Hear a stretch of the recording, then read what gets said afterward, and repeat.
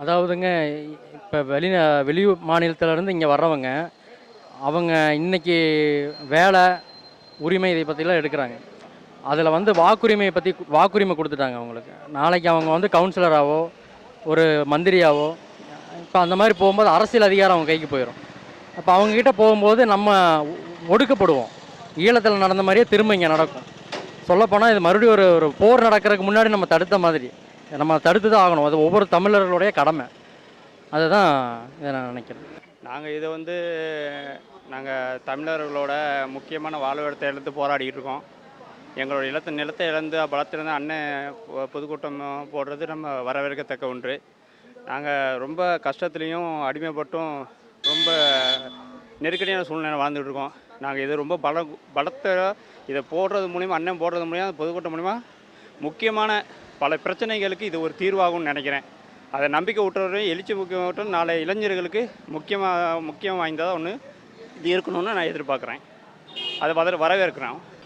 ஆனால் இப்போ நிலத்தை இழந்தால் பழத்தை இழப்போம் அப்படின்னு ஒரு பொதுக்கூட்டம் நாங்கள் வச்சுருக்கேன்னா, இப்போ 1992 இது வந்து மொத்தம் தமிழர்கள் கட்டுப்பாட்டில் இருந்தது இந்த பகுதி. ஏன்னா நான் 92 இங்கே இருந்தேன். பிறந்தது என் ஊர், வளர்ந்தது ராஜவீதி, எங்கே கவுண்டர் வீதியில் தான் நான் வளர்ந்தேன். அப்போ இந்த வடக்கனுங்களாம் யாருமே இல்லை. இன்றைக்கி வந்து என்ன கேட்டால், இந்த வடக்கனை வந்து ஊக்குவிச்சதே இந்த பாரதிய ஜனதா அரசு தான். வாஜ்பாய் இருக்கும்போது மக்களுக்கான மக்களாக இருந்தார் அவர். ஏபிஜே அப்துல் கலாம் இருக்கு மக்களோட மக்களாக இருந்தாப்புல. ஆனால் அந்த மோடி அரசாங்கம் வந்து அந்த வாக்குரிமை 6 லட்சம் வாக்குரிமையை கொண்டாந்து இப்போ நினச்சோம்னா மோடி அரசாங்கம் எந்த இடத்துல எந்த வார்டு எந்த பஞ்சாயத்து போர்டில் நினைக்கிறாங்கன்னா அந்த இடத்துல போய் இப்போ 500 ஓட்டு பத்தலையா 500 வாக்கை அந்த பூத்துக்கு மாற்றி அதுலேருந்து வென்று காமிச்சிட்டு வந்துடுவான். அங்கே ஒரு வடக்கம் ஜெயிச்சிருவான். இந்த வேலை தான் இப்போ நடக்க போகுது. இப்போ அதை தடுக்கிறதுக்காகத்தான் இந்த ஒரு மாபெரும் பொதுக்கூட்டம் அண்ணன் வந்து தலைமையில் எடுத்திருக்காப்புல. இப்போ ஒரு சமூக செயற்பாட்டாளர் தம்பி பேரறிவாளனை வந்து வேட்பாளர் நிப்பாட்டி அவர் மக்களுக்காக எத்தனையோ முறை சிறை சென்றிருக்காரு. இப்போ கூட சமீபத்தில் ஒரு பெரும் போராட்டம் பண்ணி டென்ஷன் சொல்லி போராட்டம் பண்ணி சிறை சென்றிருக்காரு. இப்போ இந்த மாதிரி இருக்கும்போது அடக்குரிமை வந்து இப்போ இந்த சிறுவாணி தண்ணி வந்து இங்கே யாருக்குமே கிடைக்கல, தமிழனுக்கு எவனுமே கிடைக்கல. எல்லாமே வெள்ளையும் சொல்லியமா தலுக்கு முழுக்குன்னு இருக்கானா. இது யார் காரணம்னு பார்த்தா நம்ம சிறுவாணி தண்ணி நேர ஏர்போர்ட்டுக்கு போகுது. ஏர்போர்ட்டில் இருக்கிற யார் வேலை செய்கிறா? தமிழில் எவனுமே வேலை செய்யலை, எல்லாம் வடக்கன் தான் வேலை செய்கிறான். வடக்கனுக்காக மட்டும்தான் இந்த கோயம்புத்தூரே ஃபுல்லாகவே பிஜேபியோடது. வானதி சீனிவாசன் ஜெயிச்சு 25,000 ஓட்டில் ஜெயித்தது அது இந்த வடக்கன் போட்ட ஓட்டு தான். அதுக்கு வந்து சாட்சியாக ஒன்று வச்சுருக்கேன். சரணப்பட்டி பகுதியில் ஒரு ஜெனரல் ஸ்டோரு ஒரு மாதாஜி வச்சுருக்கான், ராம்தேவ் மாதாஜின்னு வச்சுருக்கான். அவன் வச்சுருக்கான் ஓட்டர் ஐடி. அப்போ அந்த ஓட்டர் ஐடியை எழுதி கொடுத்தது யார்? எந்த அதிகாரி கொடுத்தா? எந்த கலெக்டர் கொடுத்தா? நாங்கள் வந்துட்டால் அந்த கலெக்டர் கொடுத்தானா அவனை நாங்கள் சிறைப்படுத்துவோம். அது கலெக்டராக இருந்தாலும் பார்க்க மாட்டான், டிஜிபியாக இருந்தாலும் பார்க்க மாட்டான். பதில் சொல்லியே அவனை குற்றவாளி கூண்டலில் ஏற்றி தான் யார் அப்போ ஒரு கலெக்டருக்கு தெரியாதா? அப்போ ஒரு ஆர்டிஓக்கு தெரியாதா விசாரணை பண்ணுறதுக்கு? அப்போ இப்போ நான் ரேஷன் கார்டு நான் ஒரு பகுதியில் வந்திருக்கேன். அப்போ இந்த ரேஷன் கார்டை வச்சு எங்கே வேணாலும் ஒரே நாடு ஒரே தேசம் இல்லை. அப்போ என்னால் நான் வாங்க முடியல. நீ அங்கே பேர் நீக்கிட்டு வா, இங்கே வாங்கினேன்.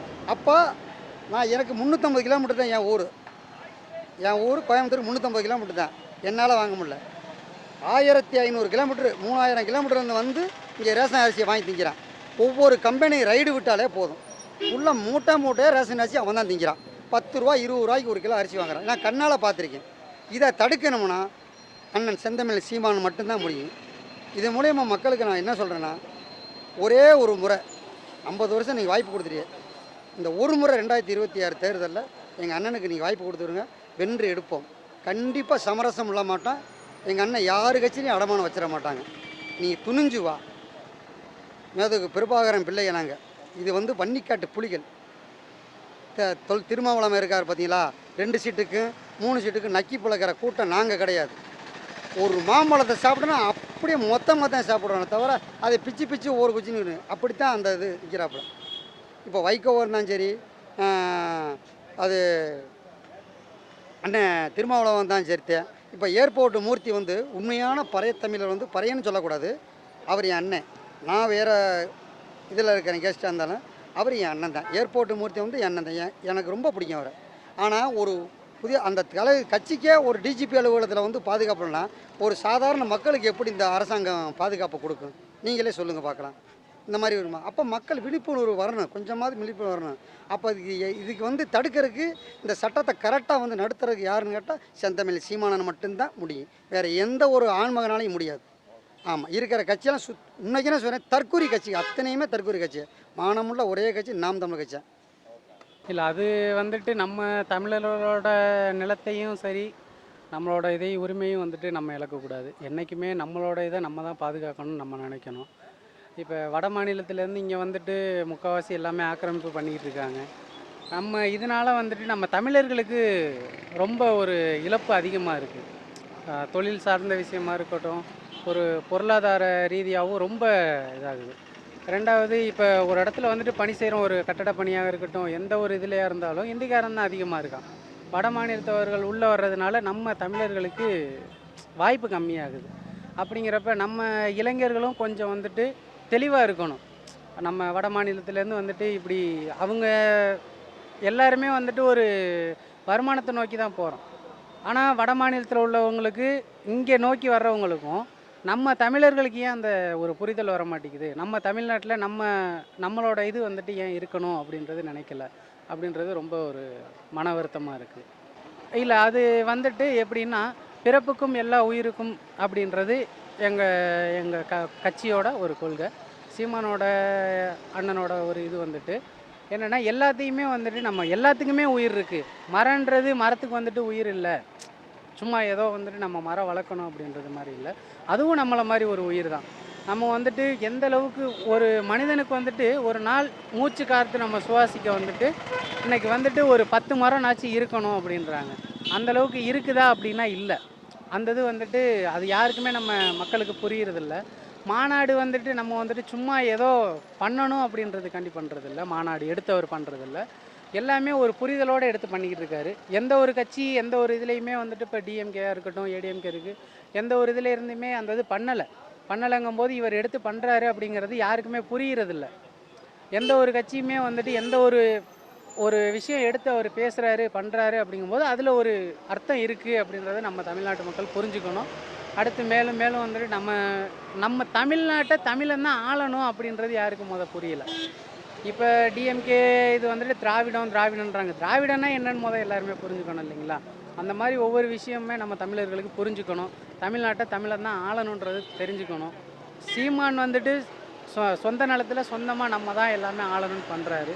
அதை எல்லாமே ஒரு முன்னுதாரணமாக எடுத்துக்கிட்டு எல்லாருமே வந்துட்டு கொஞ்சம் எங்களுக்கும் கொஞ்சம் ஆதரவு கொடுத்தா கொஞ்சம் நல்லாயிருக்கும்.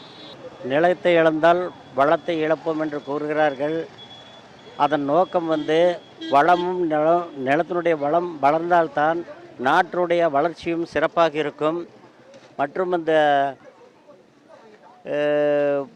பொதுமக்களுடைய இது ஒரு கருத்து மக்கள் வெளியில் நல்ல சிறப்பாக அமையும் என்று எதிர்பார்க்கிறோம்.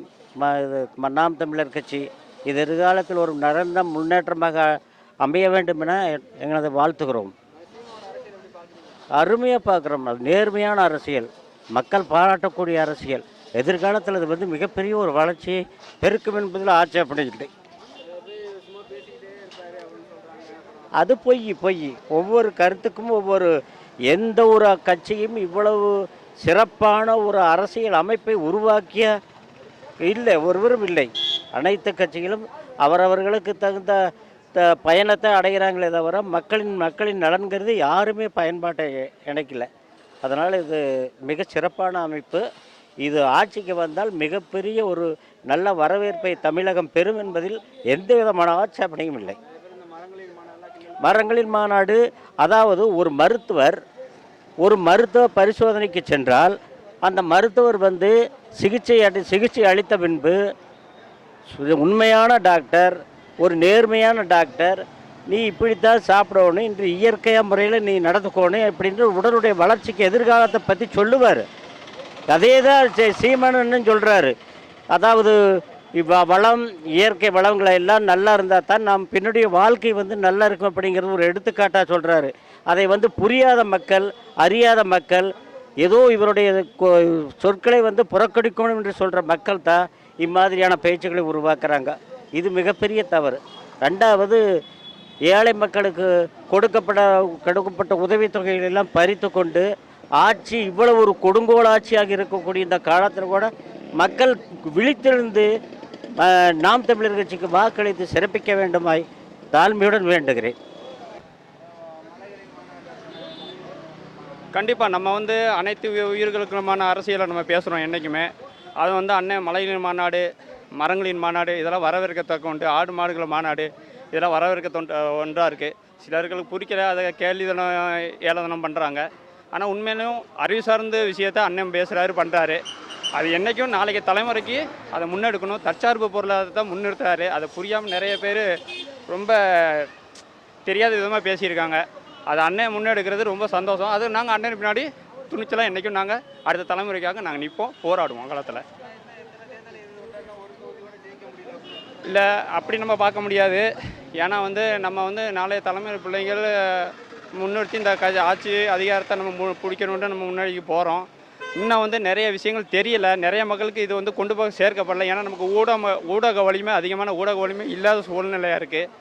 அதனால் இது வந்து மாறுதலை ஏற்படும். 26 வந்து நம்ம கைவசம் வருங்கிற நம்பிக்கையோட ஆற்றலோடு நாங்கள் துணிஞ்சு களப்பணி ஆட்டுறோம். சரிங்களா? நிலங்கள்ங்கிறது நிலம் வளம் எல்லாமே நம்மளுக்கானது அப்படின்னு அவர் பேசுகிற ஒரே ஒருத்தர் அவர் தான் இருக்கார். அதனால் அவர் சொல்கிற அந்த இது நான் ஏற்கிறேன். எல்லாத்துக்கும் அது தேவையான ஒன்று. நம்ம நிலத்துக்கான வளங்களை வந்து நம்ம தான் காப்பாற்றணும். அதுதான் நம்ம இந்த மண்ணுக்குண்டான இவங்களுக்கு சேர்ந்தது. அதை மற்றவங்க இப்போ வர கட்சிக்காரங்களும் அது வெட்டி வித்துட்டு இருக்காங்க. கனிம வளங்கள் வந்து போயிட்டுருக்கு. இருக்கிற வளங்களையாவது நம்ம காப்பாற்றி வைக்கணுங்கிறதுக்காக அவர் நடத்துறது ரொம்ப கரெக்டுங்க. ரொம்ப மானுடத்துக்கு மட்டும் இல்லை, அனைத்து உயிர்களுக்குமான தேவையாக நான் பார்க்குறேன் அவர் செய்கிற அரசு.